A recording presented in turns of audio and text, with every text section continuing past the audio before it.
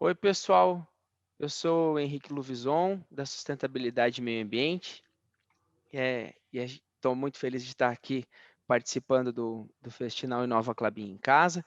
E a gente está aqui para conversar sobre água. Tá? Estou com a Zezé e com a Andréa Pimentel para falar sobre esse líquido tão importante.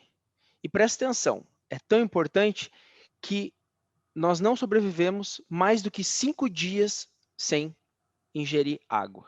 Tá?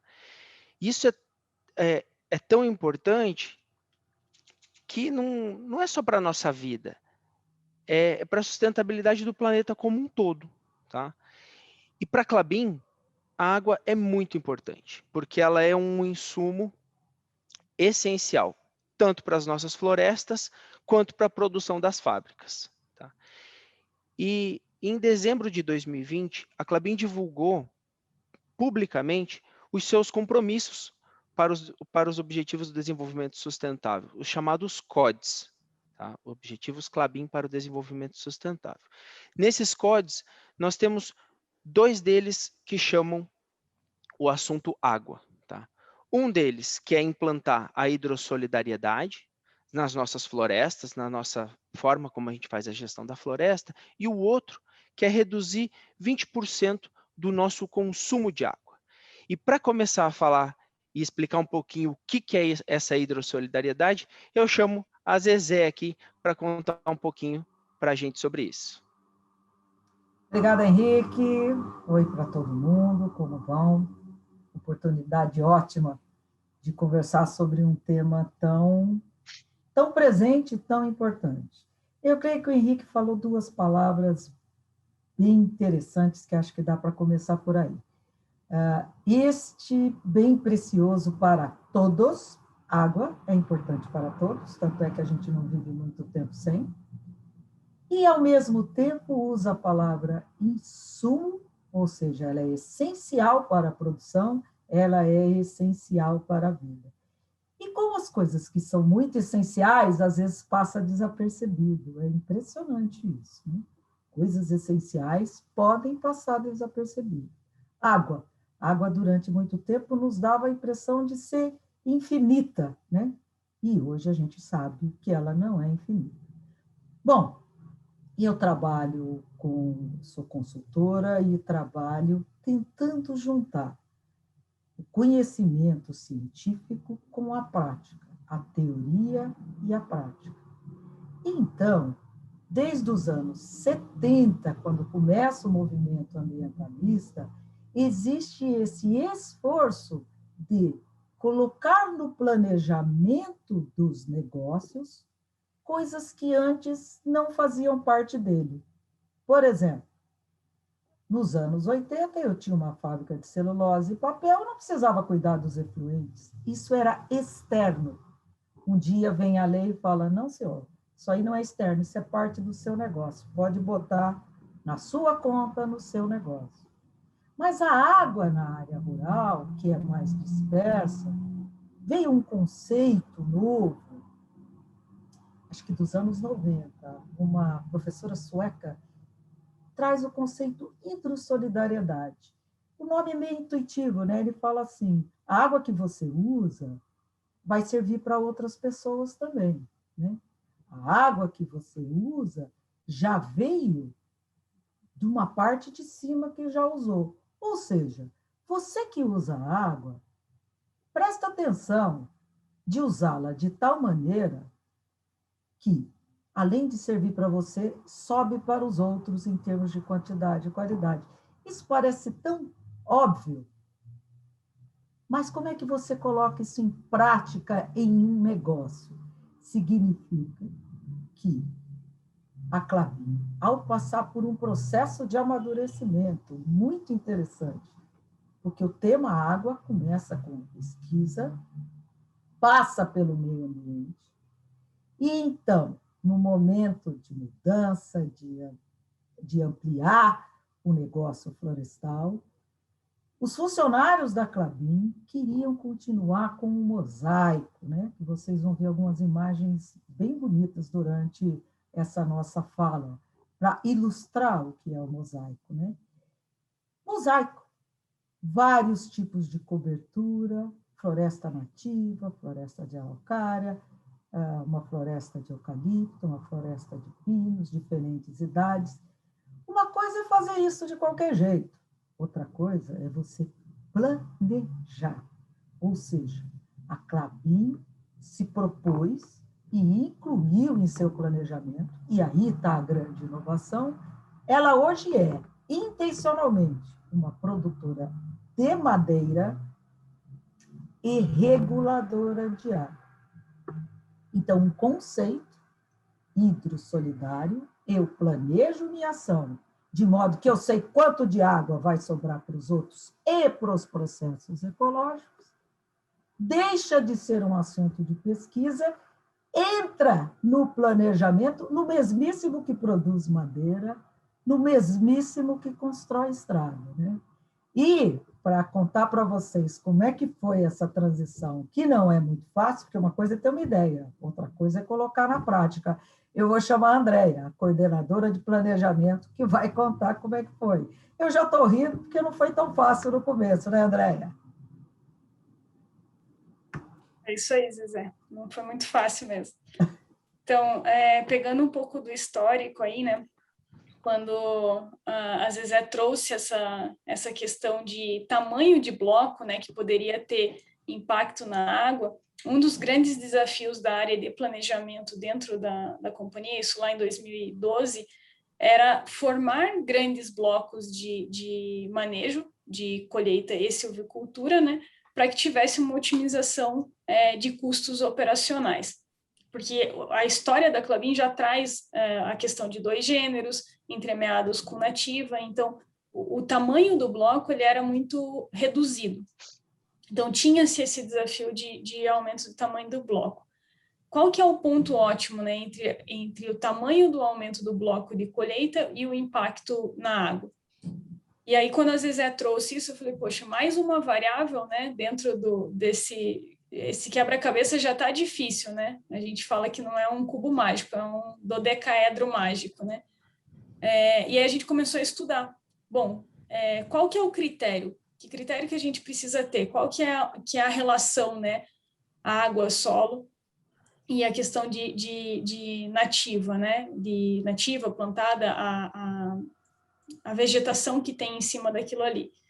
E aí a Zezé começou a criar esses critérios junto com a gente conectou lá com a pesquisa, que já tinha uma massa de dados grande, e isso passou a fazer parte de um fluxo de decisão, né? Para que a gente chegue, então, conecte, né?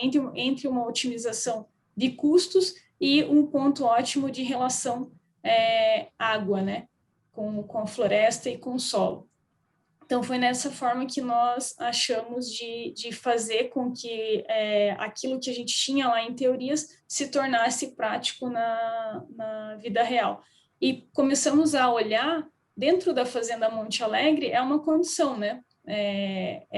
Tem muita nativa, é a Klabin, que é vizinha da Klabin mesmo, e a gente começou a olhar pelas áreas mais críticas, onde a Klabin tinha florestas que tem mais limite com terceiros, ver se tinha captação de água e esse tipo de coisa. Então, a gente criou essa massa de dados, começou a olhar a ordem das bacias, como que elas entrariam qual que seria o critério, qual bacia que a gente ia olhar, qual que seria o tamanho e a relação daquele bloco com aquela bacia.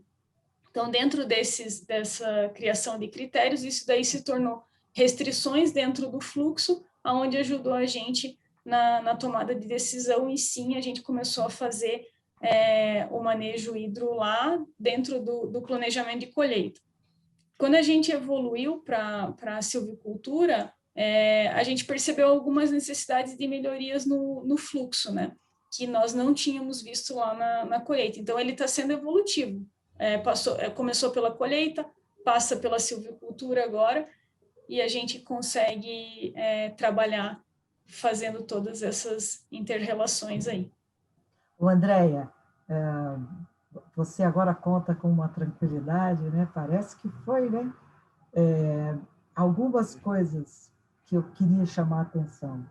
Então, a unidade de planejamento para a Klabin era suas propriedades, né, seus imóveis, e os blocos cheios de pinos e de eucalipto.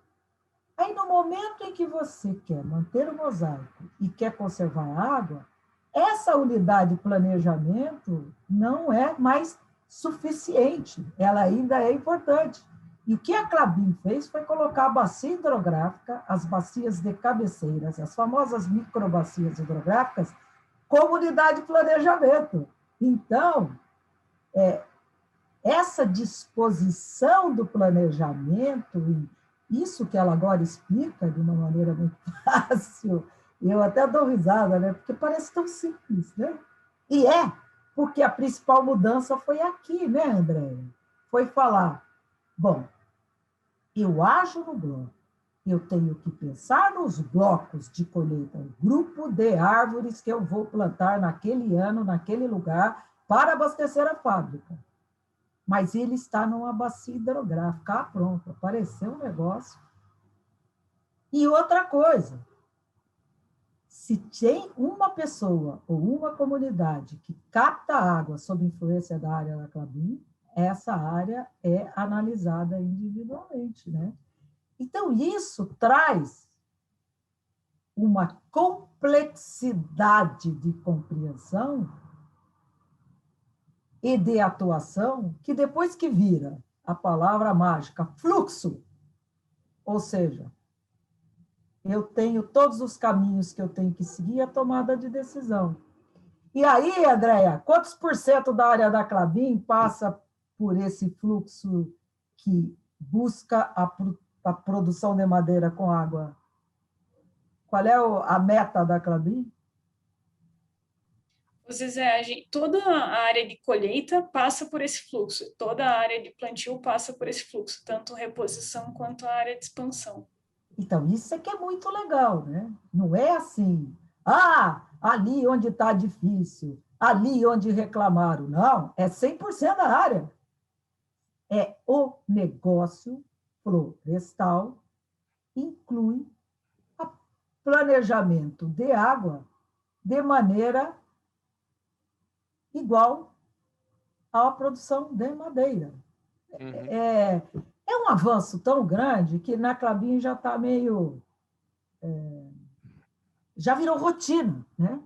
Que é uma coisa que eu, como professora, como consultora, não tinha tanta certeza que seria possível, né? E na Klabin foi possível, e eu brinco, está até difícil, às vezes, trabalhar em outras áreas, porque o nível... E eu queria deixar um testemunho aqui, viu, Andréia? Eu falo isso para muitas pessoas, mas vou aproveitar o Festival Inova para deixar isso claro, que a gente teve vários momentos, né? Da água. O momento em que era novidade esse assunto, o momento em que aquilo era assunto de especialista, ficava na pesquisa, no momento em que era importante para a certificação e o meio ambiente tomava conta disso, para esse momento que a gente vira e que a água permeou. E, para mim, um momento muito interessante, que eu sou devidamente atropelada pela Klabin, pela equipe de planejamento, especialmente, fazendo perguntas sobre as quais eu nunca tinha pensado, como, por exemplo, o Kaplan-R. Queria que você falasse deste programa que vocês têm para fazer o melhor desenho de estrada. Para quem não sabe, estrada de terra é o maior causador de sedimento dentro de rio em área rural. Um negócio que ocupa 3, 4% da área faz um estrago. Conta do atropelo que vocês fizeram em mim no Kaplan-R, Andréia. Vamos lá, Zezé. Então, o Kaplan-R ele é uma ferramenta de simulação hoje de melhor traçado de estradas, e ele está caminhando para uma ferramenta de otimização. Hoje, a gente fez muita pesquisa a nível mundial, tem uma ferramenta similar no Chile, que a gente tentou trazer para a Klabin, mas acabou que pela distância, enfim, nós começamos um desenvolvimento interno, né? E ele vem lá atrás, né? É uma evolução de uma matriz de decisão da onde a gente incluir e excluir estradas, buscando também uma otimização do uso do ativo. E hoje a gente percebe que tem, pelo modelo, né, de colheita que existe hoje na Klabin, a possibilidade de reduzir um tanto de estradas e maximizar o uso do ativo. Mas ele é isso, a ferramenta está numa construção, aí, numa evolução contínua e buscando aí ter essa relação de uso do ativo, de sustentabilidade e a questão de relação água-solo, porque sim, a estrada se não bem manejada, né, e pela extensão que a gente tem de área, alguma coisa com determinado nível de precipitação pode levar sedimento sim para as áreas. E aí eles me encomendaram, eles perguntaram assim, quanto custa para o meio ambiente se eu fizer uma estrada mal feita? Ó, então a PlanR é o primeiro software no mundo que colocou essa variável na hora de fazer conta, né? Está muito interessante de trabalhar. Então, foi uma inovação. A inovação não necessariamente pressupõe uma altíssima tecnologia, muitas vezes é pegar conceitos muito óbvios, como conservação de água, para mim é um conceito muito óbvio, fazer uma mudança aqui no modelo mental e pegar pessoas, né? Eu tenho um profundo carinho e respeito pela área de planejamento, a Andréia. E não é à toa que é mulher, viu, Henrique? Falkenmar, que é mulher, a Solange Filoso, que também fez um bruto trabalho sobre manejo de bacia, é mulher. As deusas, os deuses da água, são todos mulheres. A Yasmin, que trabalhava no planejamento, foi essencial, é mulher, mas o apoio de toda a diretoria florestal, brincadeira à parte, foi essencial, né, Andréia? Andréia, nós da Florestal estamos bem, né? Com certeza, tem um apoio bacana e um patrocínio muito legal. Ô, Zezé, então, seria legal o Henrique contar um pouco como é que estão essas práticas na indústria, né? Vamos ver se eles não estão estragando o que nós estamos fazendo na Florestal. Peraí que essa eu posso contar para vocês. Então, gente, acho que é legal da gente conversar, né, da teoria indo para a prática, implantando uma forma tão inovadora assim de cuidar, né, da água. E as fábricas, elas vêm do mesmo jeito, do mesmo ritmo, né? Nos últimos anos, esses números que já estão divulgados pela Klabin mostram que a Klabin já reduziu mais de 40% o quanto ela usa de água para fazer uma tonelada de produto. É uma baita de uma evolução, mas não vem de graça, né? Ela vem de uma diretoria e de uma gestão que tem esse pensamento, né, de opa, peraí, esse insumo aqui é muito importante, não para a gente, mas para todo mundo. E aí, como que ela está fazendo toda essa redução, né? Ela tem investido em reuso de água, então a gente tem as nossas fábricas de embalagens reaproveitando o efluente como a água que vai fazer a cola que é usada no processo, né? A gente tem algumas unidades captando água de chuva, né, e usando a água de chuva no processo, algumas que estão implantando o sistema de captação de água de chuva. Além disso, né, tem uma grande tecnologia envolvida em cada uma das fábricas para fazer circuitos de reaproveitamento de água. Então, aquela água que está limpa, que está sendo utilizada dentro de um processo, que ela não precisa ser descartada, nas fábricas elas ficam num circuito fechado, sendo reutilizadas.